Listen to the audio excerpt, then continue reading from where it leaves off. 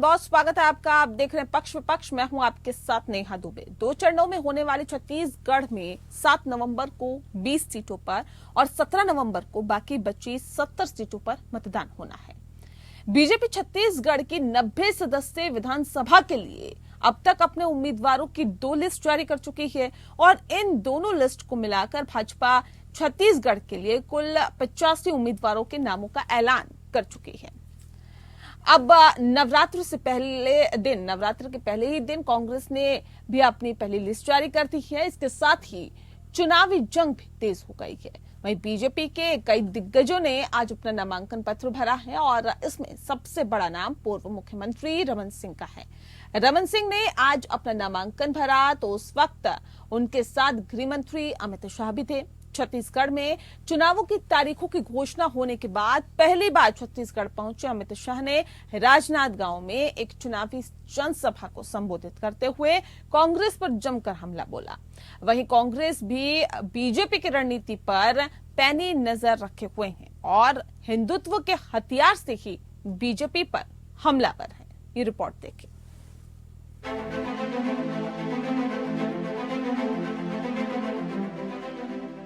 छत्तीसगढ़ में विधानसभा चुनाव की जंग तेज हो चुकी है। राजनांदगांव जिले में प्रथम चरण में 7 नवंबर को विधानसभा का चुनाव होगा, जिसको देखते हुए अब आला नेताओं का दौरा राजनांदगांव में शुरू हो गया है। इस क्रम में केंद्रीय गृह मंत्री अमित शाह सोमवार को छत्तीसगढ़ के राजनांदगांव पहुंचे। बीजेपी की ओर से 15 साल तक छत्तीसगढ़ के मुख्यमंत्री रहे डॉक्टर रमन सिंह राजनांदगांव से चुनाव लड़ रहे हैं। गृह मंत्री अमित शाह आज रमन सिंह के नामांकन में शामिल हुए। इसके बाद बीजेपी की परिवर्तन संकल्प महासभा में शिरकत की। इस दौरान चुनावी जनसभा को संबोधित करते हुए अमित शाह ने कांग्रेस पर जमकर निशाना साधा। शाह ने आरोप लगाया कि मुख्यमंत्री भूपेश बघेल ने छत्तीसगढ़ को कांग्रेस के दरबार का एटीएम बना रखा है। शाह ने कहा कि छत्तीसगढ़ के आदिवासी युवाओं के अधिकार का पैसा, दलित युवाओं के अधिकार का पैसा और पिछड़े वर्ग के युवा भाई बहनों के अधिकार का पैसा भी कांग्रेस के दिल्ली दरबार की तिजोरी में जाता है। अपने संबोधन में पूर्व मुख्यमंत्री रमन सिंह ने राजनांदगांव में आम जनों को धन्यवाद देते हुए कहा कि आपने रमन सिंह की पहचान बनाई है। 15 साल अवसर मिला, मुख्यमंत्री के नाते तो इस क्षेत्र का विकास किया, लेकिन 5 सालों में कांग्रेस ने राजनांदगांव के साथ पक्षपात किया। राजनांदगांव में कांग्रेस के आते ही सभी निर्माण कार्य रुक गए। छत्तीसगढ़ में 2 चरणों में 7 नवंबर को 20 सीटों पर और 17 नवंबर को बाकी बची हुई 70 सीटों पर मतदान होना है। इसके लिए बीजेपी और कांग्रेस ने पूरा जोर लगा दिया है, लेकिन उम्मीदवारों की घोषणा के मामले में बीजेपी कांग्रेस से कहीं आगे निकल गई है।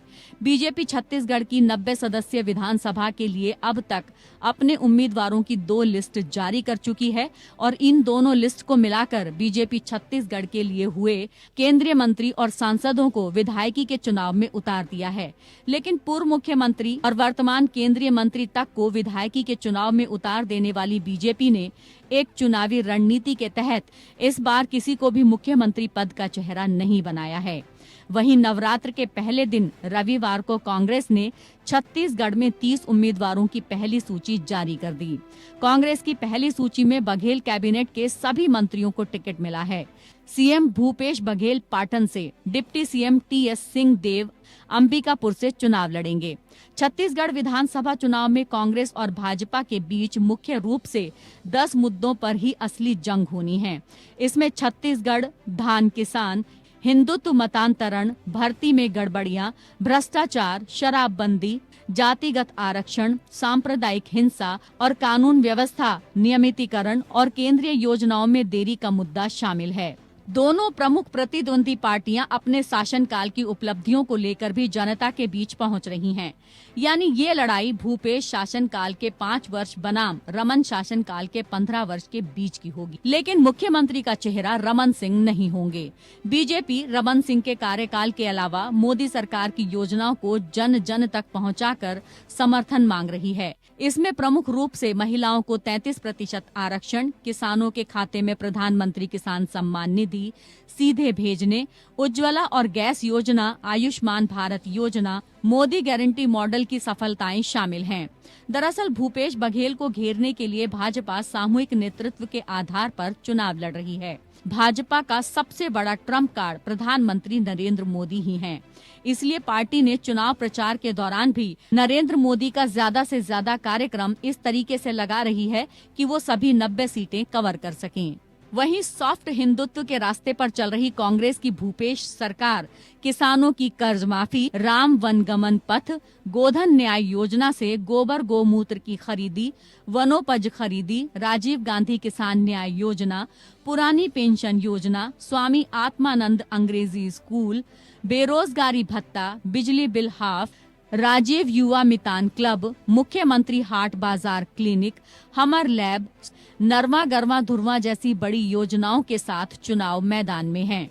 जाहिर है बीजेपी और कांग्रेस अपनी अपनी रणनीति और उपलब्धियों के भरोसे चुनावी जंग को जीतने का दावा कर रही है। अब देखना है कि जनता को किन के दावों और वादों पर भरोसा है। Bureau report, APN.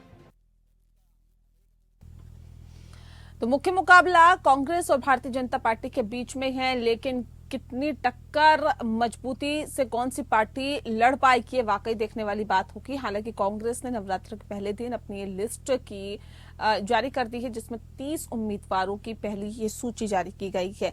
दरअसल यह समझने की कोशिश करेंगे कि अहम मुद्दे कौन कौन से हैं, सूची जारी करके किसकी कितनी तैयारी पार्टी की हो रही है और कितना कड़ा और बड़ा मुकाबला इसे कहा जाए। 15 साल बनाम 5 साल, ये कितना महत्वपूर्ण मुकाबला है और कितना बड़ा, और ये राज्य जीतना दोनों ही पार्टियों के लिए कितना चुनौतीपूर्ण है और कितना जरूरी है।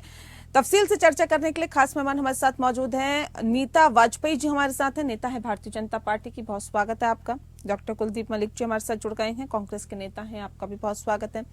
और राजलक्ष्मी जोशी जी हमारे साथ है, राजनीतिक विश्लेषक है, आपका बहुत स्वागत है। राजलक्ष्मी जी, इस खास कार्यक्रम की शुरुआत आपके साथ ही करते हैं। सवाल इस बात को लेकर कि हमेशा से कहा जाता है कि हिंदुत्व का मुद्दा किसी भी राज्य में चुनाव हो या फिर केंद्र में चुनाव हो, हिंदुत्व और सिर्फ हिंदुत्व का मुद्दा ही कारगर साबित होता है भारतीय जनता पार्टी के लिए। अब कांग्रेस पार्टी भी सॉफ्ट हिंदुत्व की बात कर रही है। कांग्रेस पार्टी और भारतीय जनता पार्टी के बीच आपको क्या लगता है, कौन कौन से ऐसे अहम मुद्दे हैं जो इस बार छत्तीसगढ़ में अहम रह सकते हैं और उन मुद्दों के आधार पर चुनाव लड़ा आगे जा सकता है? नमस्ते नेहा जी नमस्कार। और ये जो कांग्रेस हिंदुत्व के खिलाफ एक तरफ वार भी करती है बारंबार, और फिर उसी को सॉफ्ट हिंदुत्व के जो आप अभी कह रहे हैं कि वो उसी को एक कार्ड भी बना रही है अभी, खास करके कुछ ही राज्यों, बाकी अन्य राज्यों में वो उसके खिलाफ है। जैसे कर्नाटक में उन्होंने कहा कि हम अगर हमारी सरकार आती है तो हम सनातन धर्म को यहाँ पर आने की अनुमति नहीं देंगे। तो उस प्रकार का उनका मल्लिकार्जुन खड़गे जी का बयान था। और वहीं पर वो आज मध्य प्रदेश में और छत्तीसगढ़ में ये जो आपने एक टर्म यूज किया सॉफ्ट हिंदुत्व, उसका प्रयोग करने की कोशिश कर रहे हैं।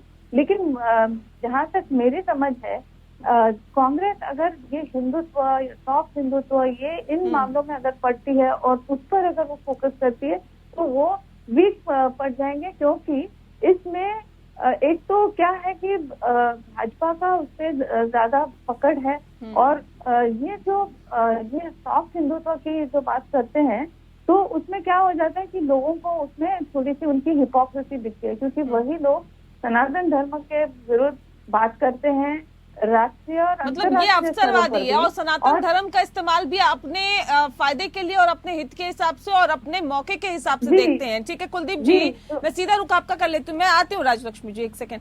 कुलदीप जी, जिस बात का जिक्र अभी राजलक्ष्मी जी कर रही थी, देखिए कह रहे सॉफ्ट हिंदुत्व की बात तो कांग्रेस पार्टी करती है, लेकिन जहां फायदा होता है वहीं किया जाता है।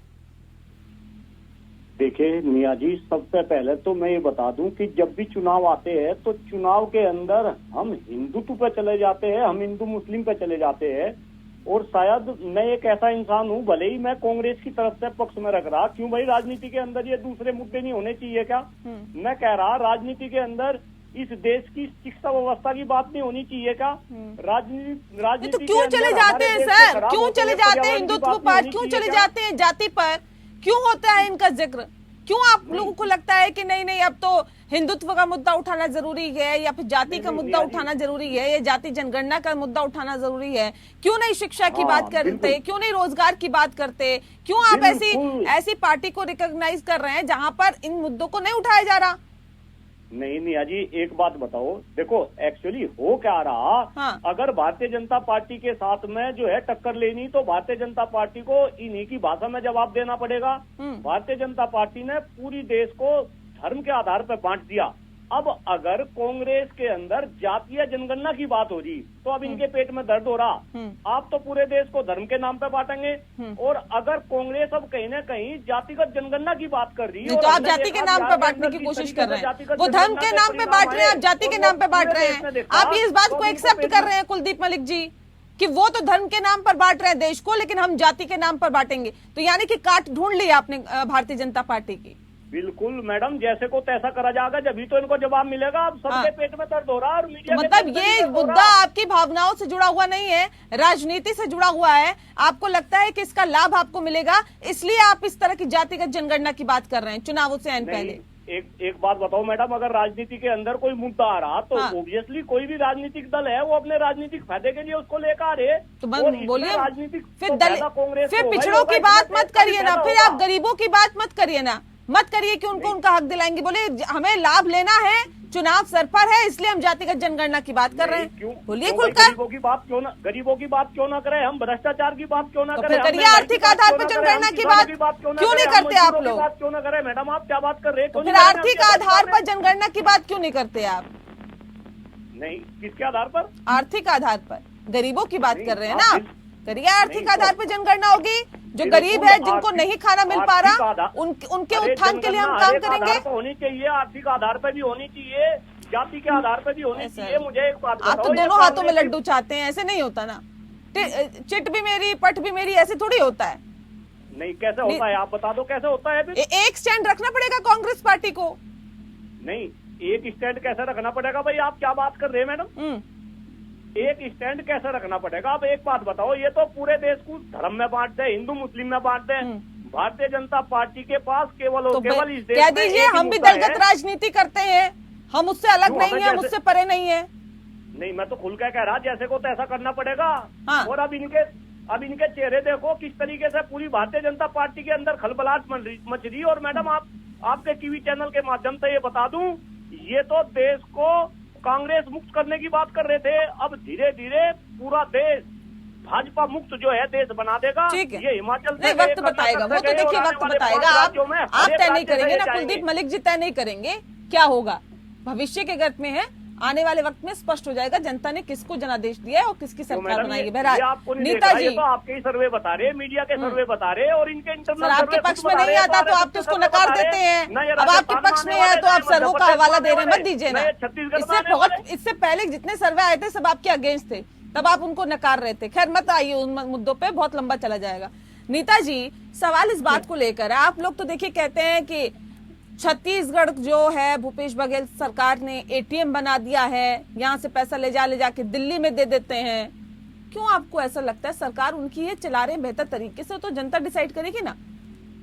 हाँ, मेरी आवाज आ रही है? जी आवाज आ रही है आपकी।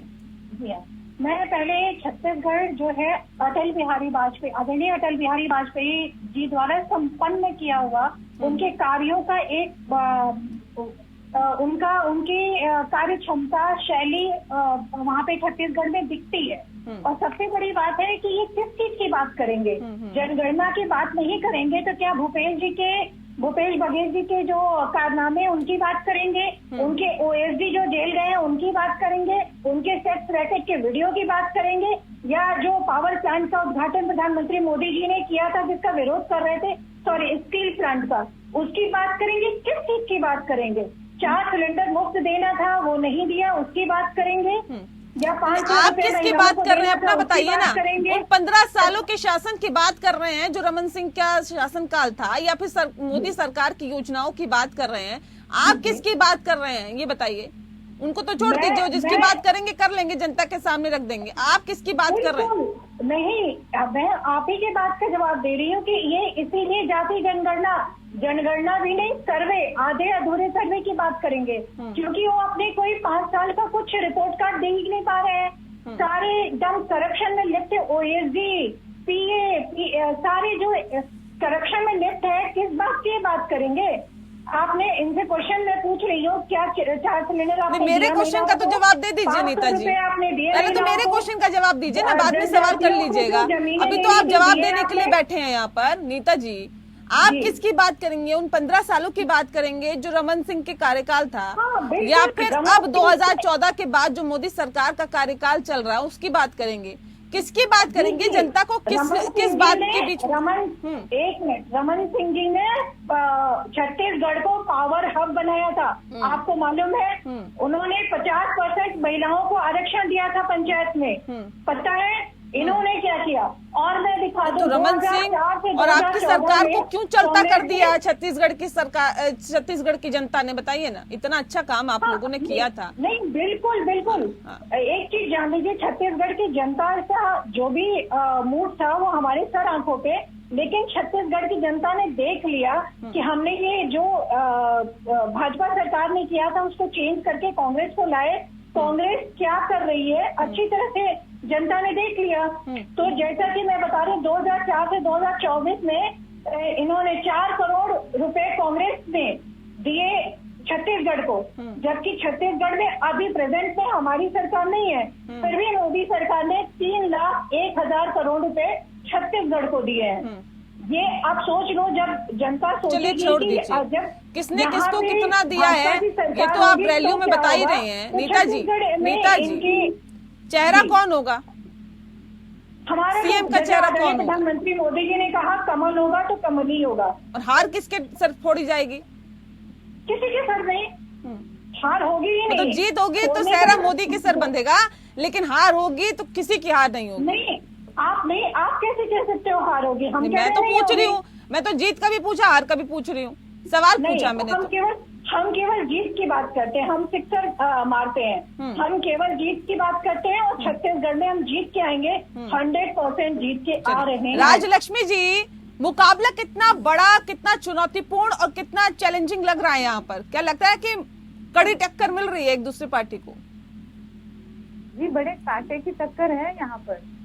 छत्तीसगढ़ में अगर आप देखते हैं तो वैसे तो कोई पैटर्न यहाँ पे अभी तक बना नहीं है, क्योंकि ये तो ये छत्तीसगढ़ जो राज्य है वो अस्तित्व में आया 2000 साल से, 2000 तो उसके बाद में ऐसा कोई पैटर्न तो बना नहीं है। लेकिन अभी आज अगर आप देखते हैं तो थोड़ी सी कांटे की टक्कर दिख रही है। और अगर आप वोट शेयर वगैरह देखते हैं तो जो पिछले इलेक्शन में जो आप देख रहे थे कि उस वक्त ऐसा था कि उस वक्त भारी एंटी इनकम्बेंसी तो थी, क्योंकि 3 बार मुख्यमंत्री बने थे रमन सिंह जी। उसके बाद एंटी इनकम्बेंसी तो भारी थी, और उसके अलावा एक और फैक्टर था कि अजीत जोगी जी ने एक अलग पार्टी जो बनाई थी, उस पार्टी को बीजेपी के काफी सारे वोट वहां चले गए थे, और उसका फायदा हुआ था कांग्रेस को। और लेकिन अगर आप देखते हैं कि उसके बाद जो इलेक्शन हुई, जो लोकसभा इलेक्शन हुई, उसमें क्या हुआ कि अजीत जोगी जी रहे नहीं अभी, तो उनके पार्टी को जो वोट या उनकी जो वोट शेयर थी वो पूरी की पूरी अभी निकल गई और आ गई है बीजेपी की तरफ। तो वो अगर वो वैसे ही बरकरार रहा तो फिर तो पूरी की पूरी कांटे की टक्कर है। और उसके अलावा अगर आप देखते हैं तो फिर एंटी इनकम्बेंसी तो है इनके साथ में कांग्रेस के तरफ। तो फिर वो जो है, अगर समझिए कि अगर आप सोचते हैं कि लेकिन छत्तीसगढ़ की जनता ने इतिहास रहा है कि एक अगर पार्टी की सरकार है तो उसको दोबारा भी मौका देने में वो हिचकिचाती नहीं है। तो वाकई अब ये देखने वाली बात होगी कि अगर रमन सिंह ने अच्छा काम किया है तो जनता दोबारा चुनती है।